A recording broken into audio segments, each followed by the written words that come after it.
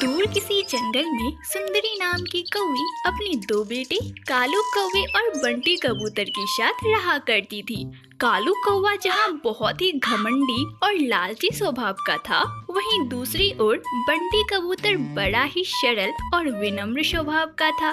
दोनों ही बेटे अपनी माँ सुंदरी कौवी से बहुत प्यार करते थे। एक दिन बंटी, कालू, मेरे बेटे, मुझे लगता है कि अब तुम दोनों बड़े हो गए हो, तो अब मुझे तुम दोनों की शादी कर देनी चाहिए। और हाँ, मैंने तुम दोनों के लिए लड़कियाँ भी देख रखी हैं। माँ ठीक है, तुमने लड़की तो देख ली है, पर माँ मुझे बहुत ही सुंदर लड़की चाहिए। हाँ हाँ बेटे, क्यों नहीं, मैं अपने लाल के लिए सुंदर सी लड़की ही लाऊंगी। माँ जैसा आपको ठीक लगे, आप मेरे लिए जो भी लड़की पसंद करोगी मैं उससे शादी कर लूँगा। अच्छा माँ, मुझे देरी हो रही है, मैं काम पर चलता हूँ। इतना बोलकर सुंदरी कौवी के दोनों ही बेटे अपना अपना काम करने चले जाते हैं। कुछ दिनों बाद ही सुंदरी कौवी अपने दोनों बेटों की शादी बड़े ही धूमधाम से करा देती है। कालू कौवे की पत्नी टुनटुनी चिड़िया जहाँ बहुत ही सुंदर और अमीर घर से थी, वहीं दूसरी ओर बंटी कबूतर की पत्नी भूरी चिड़िया बहुत ही काली पर सुशील और संस्कारी चिड़िया थी। सुंदरी कौवी को सुंदर सुंदर चिड़ियाएं बहुत पसंद थी, जिसकी वजह से वह अपनी बहू टुनटुनी चिड़िया से बड़े ही प्यार से बात किया करती थी। वहीं दूसरी ओर भूरी चिड़िया काली थी, इसलिए वह भूरी चिड़िया से नफरत किया करती थी। एक दिन भूरी चिड़िया, सुनो, मैं पार्लर जा रही हूँ। वो क्या है ना कि गर्मी की वजह से मेरी स्किन थोड़ी खराब हो रही है और मैं नहीं चाहती कि इसका कोई भी असर मेरी सुंदरता पे पड़े। और वैसे भी तुम तो काली हो ना, तुम्हें कोई फर्क नहीं पड़ेगा, लेकिन मैं अपनी स्किन को खराब नहीं होने दे सकती। ठीक है दीदी, आप जाओ, मैं घर का सारा काम संभाल लूंगी। इतना बोलकर टुनटुनी चिड़िया पार्लर चली जाती है और इधर भूरी चिड़िया रसोई में जाकर खाना बनाने लगती है। तभी उसकी सास सुंदरी कौवी उसे आवाज लगाते हुए बोलती है, अरे भूरी बहू, इतना समय हो गया, खाना मिलेगा आज या हमें भूखा ही मारोगी। बस हो गया माँ जी, अभी लाती हूँ। कुछ देर बाद भूरी चिड़िया सभी के लिए खाना लेके आती है। जैसे ही सुंदरी कौवी खाना खाती है, वह गुस्से से लाल होकर चिल्लाते हुए बोलती है, छी छी छी, कितना गंदा खाना बनाया है तूने भूरी चिड़िया, मेरा तो इसे खाकर मन ही खराब हो गया।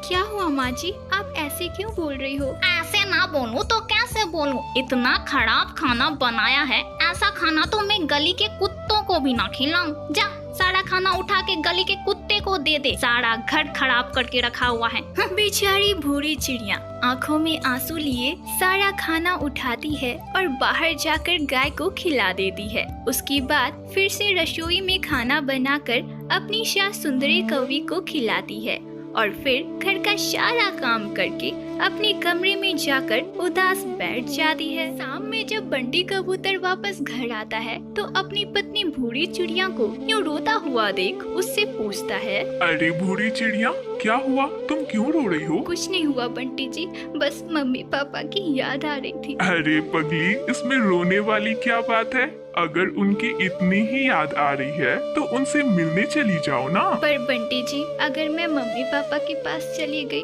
तो यहाँ घर कौन संभालेगा? अरे बाबा, तुम इतना क्यों सोच रही हो? भाभी है ना, वो 2-3 दिन के लिए घर संभाल लेंगी। भूरी चिड़िया और बंटी कबूतर की बातें टुनटुनी चिड़िया सुन लेती है और घर में हंगामा मचा देती है। घर में चिल्ला चिल्ला कर सारे लोगों को बुलाती है और बोलती है, मम्मी जी, कालू जी, आप कहाँ हो?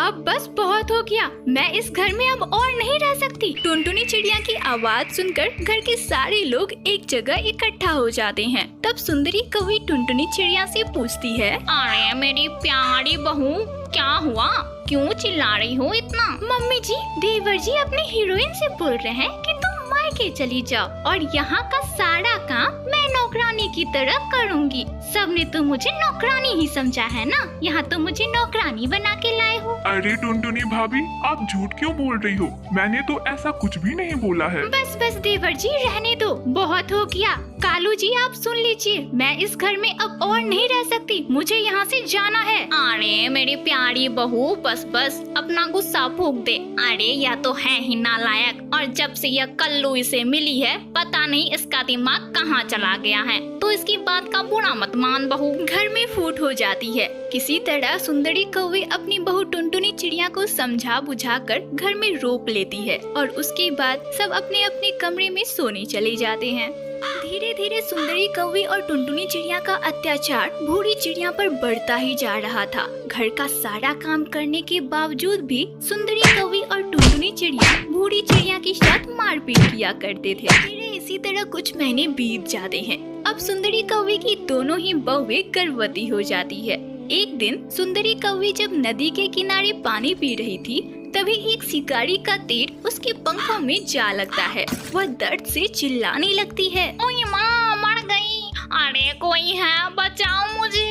अरे कोई है तो बचाओ मुझे बहुत दर्द हो रहा है, बचाओ। सुंदरी कौवी की आवाज सुनकर आसपास के पक्षी वहाँ जमा हो जाते हैं और सुंदरी कौवी को अस्पताल में भर्ती कर लिया जाता है। देखिए, इनके पंखों में बहुत ही गहरी चोटें आई हैं। घाव अभी अच्छे से भरा नहीं है तो इन्हें अभी कोई भी काम नहीं करने दीजिएगा। और हाँ, इनके पंखों का बहुत ही अच्छे से ख्याल भी रखना है आप सभी को।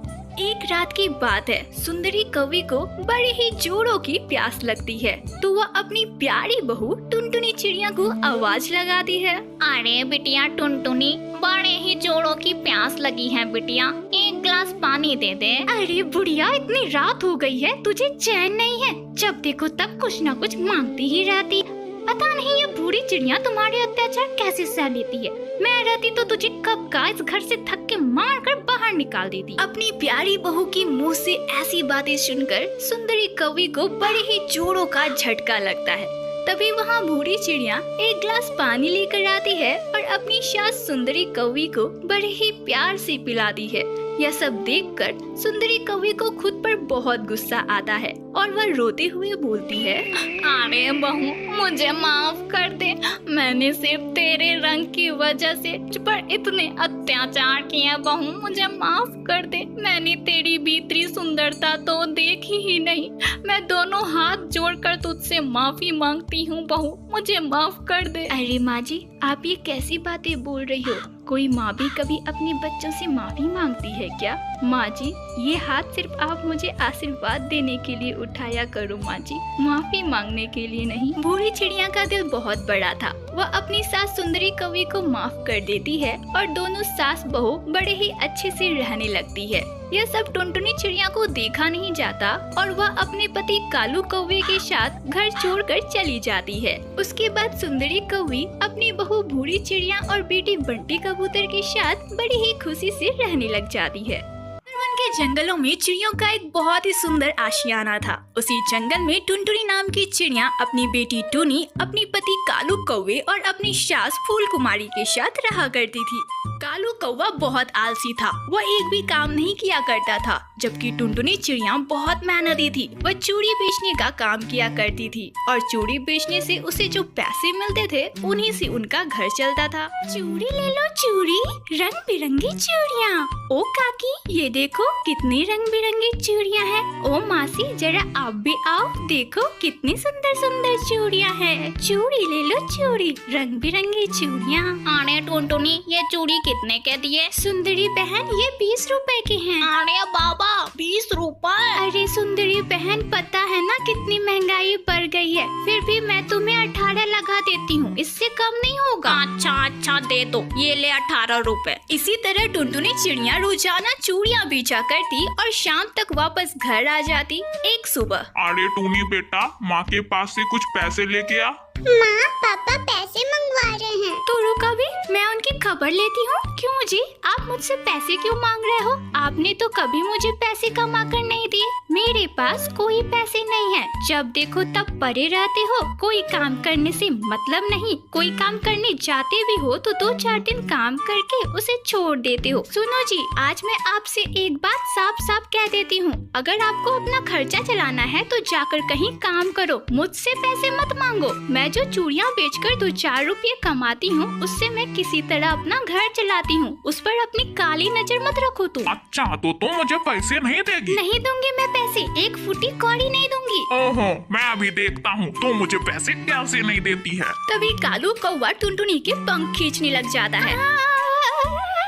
तुम्हारी हिम्मत कैसे हुई मेरे पंखों को खींचने की? निठल्ला कामचोर, एक तो काम नहीं करता, दिन भर पड़ा रहता है और मेरे पैसे भी लोभी चाहता है किसी तरह ऐंठ ले। माँ जी यहाँ आइए, आपका बेटा मुझे मार रहा है, निकम्मा। टुनटुनी की आवाज सुनकर फूल कुमारी वहाँ आती है। अरे टुनटुनी, तू भी क्यों बच्चे की तरह जिद करती है? दे दे इसे कुछ पैसे, तुझे पता है ना सुबह सुबह इसका कितना मन करता है चाट पकौड़े खाने की। थोड़ी सी दे देगी तो क्या होगा? माँ जी आपका बेटा एक नंबर का आलसी और निकम्मा है। इस निकम्मे से शादी करके तो मेरी किस्मत ही फूट गई। तेरी इतनी हिम्मत तो मुझे निकम्मा बोलेगी? आज मैं तेरी जवान खींच लूंगा। हाँ बोलूंगी, एक बार नहीं 1000 बार बोलूंगी। तुझे मिर्ची क्यों लग रही है? निकम्मा निकम्मा निकम्मा। तभी कालू कौवा टुनटुनी चिड़िया को एक जोरदार थप्पड़ लगा देता है, जिसकी वजह से टुनटुनी चिड़िया बेहोश हो जाती है। तभी वहाँ टूनी आ जाती है। माँ उठो, तुम क्यों पापा से झगड़ा करती हो? पापा तुम्हारी बात कभी नहीं सुनेंगे माँ। मेरे सारे दोस्तों के पापा कितने अच्छे हैं माँ, वे मम्मा की सारी बातें मानते हैं। और एक मेरे पापा है जो हमेशा माँ से झगड़ते रहते हैं। कमबख्त, अब तू भी शुरू हो गई। मेरी नजरों से तुम दोनों माँ बेटी दूर हो जा, नहीं तो अभी तेरी माँ की तरह मैं तुझे भी कूट दूंगा। टूनी अपनी माँ टुनटुनी को वहाँ से लेकर चली जाती है। अगली सुबह टुनटुनी चूड़ी बेचने चली जाती है। चूड़ियाँ ले लो, चूड़ियाँ, रंग बिरंगी चूड़ियाँ। अरे बहन जी आओ चूड़ियाँ ले लो, देखो कितनी फैंसी फैंसी चूड़ियाँ आई हैं। अरे चूड़ी वाली बड़ी जल्दी आज चूड़ी बेचने आ गई। हाँ बहन, त्योहार का समय चल रहा है, इसलिए सोचा कि सुबह सुबह ही आज चूड़ी बेच आऊं। हाँ बहन, तूने तो बिल्कुल सही बोला। वैसे ये तेरे चेहरे पर निशान कैसी है? क्या बताऊं बहन, मैं किसी तरह चूड़ियाँ बेचती हूँ और मेरा पति मुझे कितना मारता है।